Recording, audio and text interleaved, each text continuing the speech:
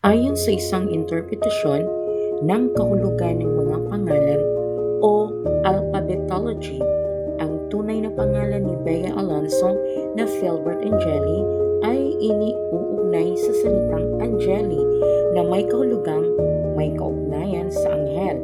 Samantala, ang pangalang Vincent ay nagmula sa pangalan ng isang santo at may kahulugang conquering o victorious.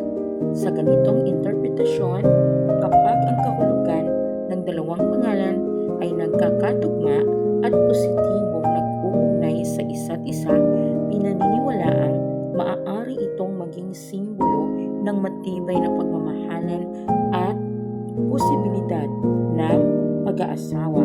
Kahit dumaan sa maraming pagsubok at hadlang, walang makapipigil sa dalawang taong tunay na nakatakdang magsama kung mananatili